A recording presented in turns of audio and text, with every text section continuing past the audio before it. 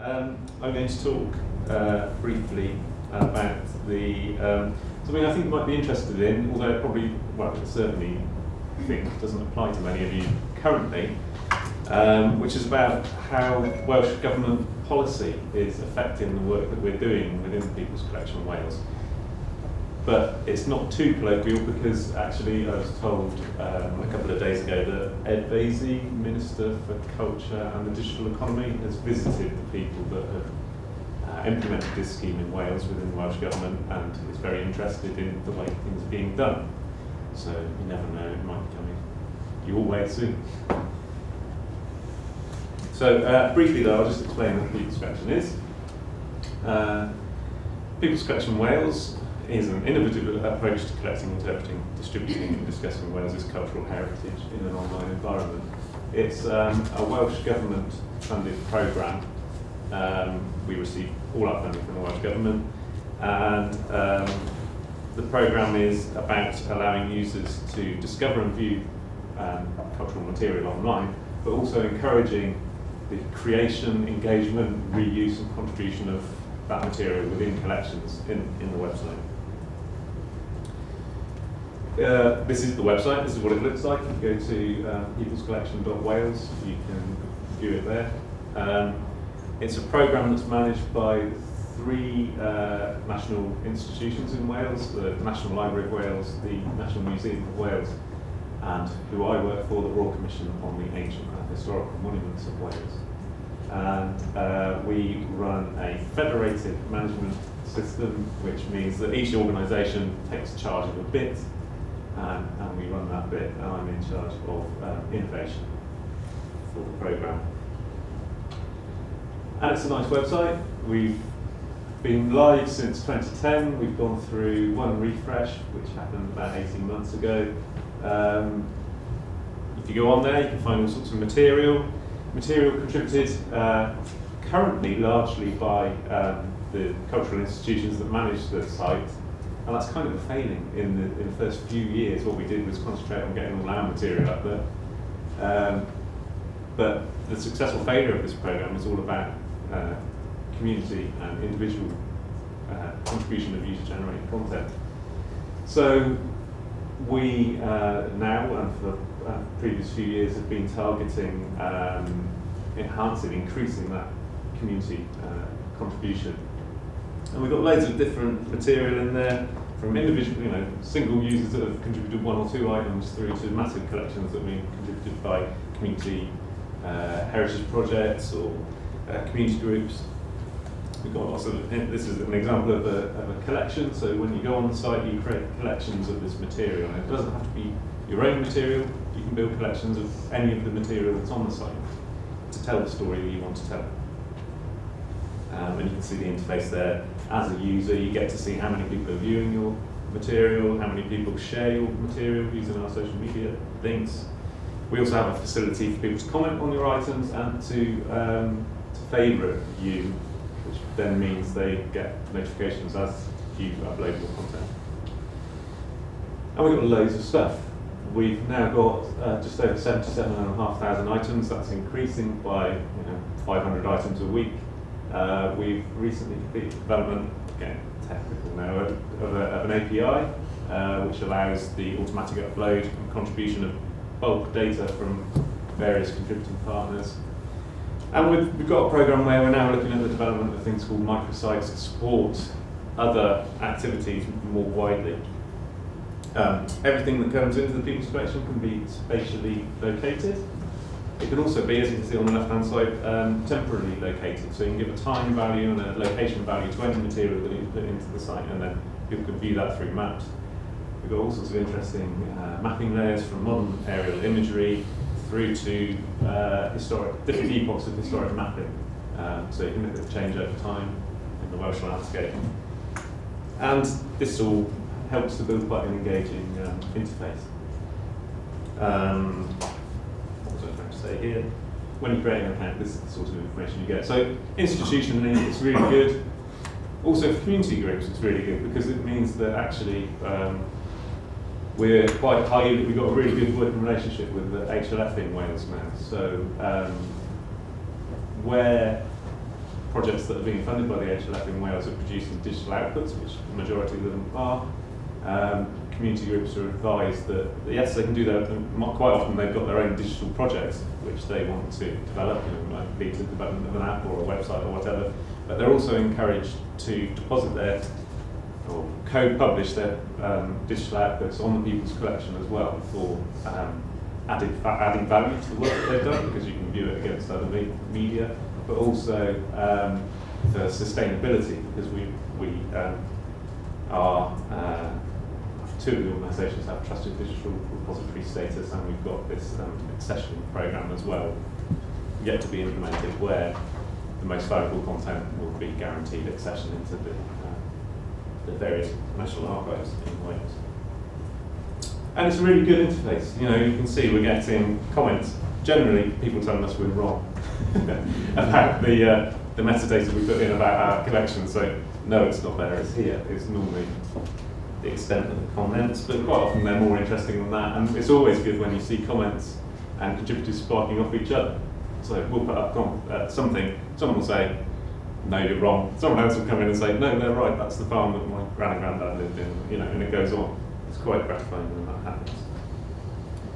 And we've, since we launched in 2010, we've done a lot of different community work, both top-down community work where we've been going out and working with community groups, and bottom-up stuff where we just see a new collection is being loaded into the site. And we can do it, you know, it ranges from literally us knowing nothing about it until stuff appears on the site, through to us going out and helping with technical specifications and metadata and things like that, all the way through to we have community engagement staff we've got out and help to run these projects. So we've done various things. We've always been doing various things, and we've been doing them across Wales in loads of different communities. So whether it's looking at coastal heritage or Second World War memories in Borth or Ynyslas, you know, any digital media can be uploaded, oral histories, so audio, video, images, text, even 3D objects and PDFs as well, we accept. So we've been doing a lot of stuff. But what I want to talk to you about is the kind of game changer that has happened in the last 18 months in Wales, prompted by the publication of these two reports. The blue one is a report, a really influential report by Baroness Kay Andrews on culture and poverty, which is looking at ways that the power of the arts, culture and heritage to promote social justice in Wales. And the second one that came out slightly earlier was a report by Professor Di Smith of Swansea University, again focusing on largely the same thing. So, you know, social justice, improving social opportunity through the arts in schools. And these two reports were submitted to the Welsh Government, and they've made a real difference. As I say, they set out the vital role that culture, heritage and the arts play in inspiring people to learn and gain skills, and they both emphasise the importance of cultural activities. That was happening anyway to improve aspirations, ambitions and prospects of young people and adults. As it says, the reports recognise that the cultural sector already provided a rich variety of programming and activities, but what these reports have done is catalyse that and make sure that these activities are more focused and deliver. The key thing through this whole thing is about delivering measurable outcomes. They're huge reports, particularly the Baroness Andrews report. Loads of recommendations, but they're under 5 broad headings, which is about widening access and breaking down social exclusion, going local, which is about increasing engagement at community level, driving ambition and driving up standards, power of place and the place for skills, and having a single conversation, which is about getting cultural infrastructure to the places where it's most needed. Oh, an even more dense thing. Again, just the things to pick out on this slide are things about community cultural hubs, about localism and community, about sharing of services, about development of networks, lots and lots about ICT training and skills, and also lots about consistent KPIs, key performance indicators, against which all bodies are being measured. It should be said as well that it's not that things weren't happening in Wales anyway. Wales has been working hard to address these issues anyway through programmes like Communities First, which was established in 2001, and focused on the most deprived areas in Wales with the aim of alleviating persistent poverty in those areas. And Communities First is really focused on prosperity, health, skills and access to information and knowledge. Communities First happens in Wales in 52 different clusters, either largely in South Wales but also in North Wales. And it's focusing on, as I say, on healthier communities, on the learning opportunities and skills, and also on prosperity and employment opportunities and all those sort of things. Great, really, really good programme.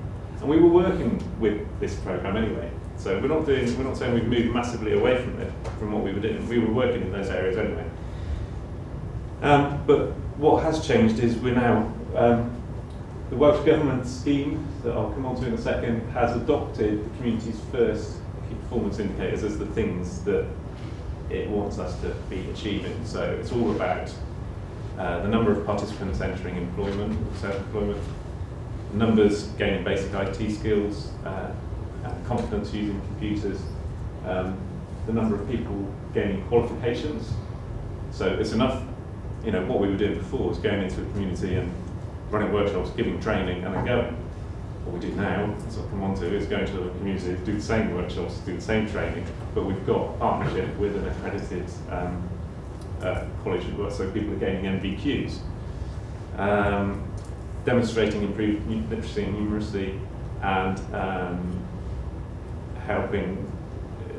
demonstrating numbers who report that sense of belonging and reduced social isolation. So this report came into, it was kicked off, the reports were kicked off by an earlier culture minister, John Griffiths, and the reports came into the new Deputy Minister for Culture, Ken Skates, and he launched in November 2014 a new government initiative to establish pioneer areas across Wales where cultural organisations are going to link with community first groups to ensure that everyone benefits from access to cultural services. And this project is called Fusion. So for the first year after these reports, Fusion has been running. It's running now, 2015 to 2016. And it's focused on 6 pioneer areas, 6 out of the 52 areas that there are in Wales.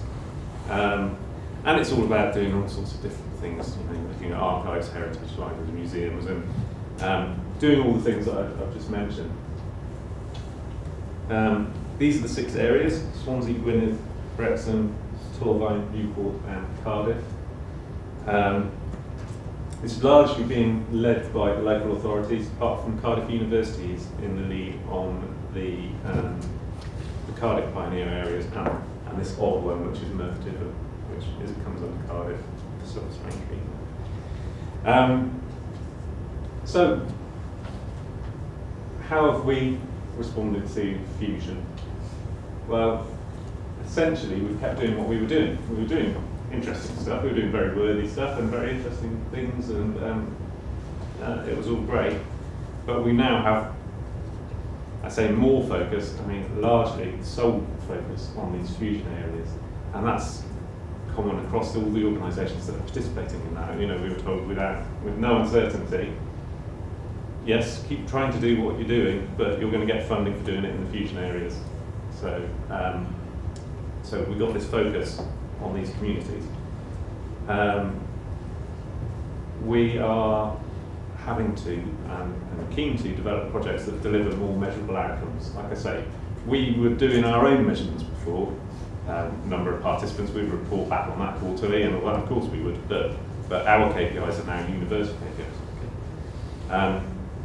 And we're also helping the Museum Archive and Library Department of Welsh Government with the evaluation of this first year of work. So what we do, we have kind of changed our focus. We were doing some stuff anyway, but our biggest thing, the thing that politicians really like, is our work with digital heritage stations. So a digital heritage station is, we've been doing this since 2013. These are locations throughout Wales where we provide communities with free access to IT and digitalisation equipment so that they can conduct community digitalisation activities. This is now focused on pioneer areas. We run them in partnership with local community and history groups that offer support and training to their communities to use the equipment and upload items to the website. So it's a train the trainer programme. We go out, meet the key people, get them trained up to a standard, give them the kit, and the kit lives with them. They are, quid pro quo is that this place is going to be open and available, and there'll be a set time each week when other community groups can go in and use the equipment. And we've got 21 established in Wales, a further 8 in discussion. We've got 2 internationally as well. We've got one in Patagonia, related to the Welsh diaspora, the Welsh settlers that went over there in the 19th century, and one in Pennsylvania, again about the Welsh community that went over there as slave miners. But the yellow ones that you see there as monitors are those that have been established for use by the fusion areas. The first one that opened as one of the new fusion areas, Deputy Minister came along and gave us a lovely quote about how the People's Collection represents how the Welsh Government is making a concerted effort to take our arts and culture and heritage into every community, into every home and into every school. You know, but especially these ones. Loads of nice tweets about what people were doing. So, and these digital heritage stations are very active. We've got local schools using them, we've got local community groups. The first collection that went up within a fortnight of the opening of the Newport digital heritage station was this one from the Backyard project, which is about stories from the African Caribbean population, about migration and things like that. We've got loads of images, videos, stories, really nice video clips, really nice, even photogrammetric 3D objects, objects of meaning that come over.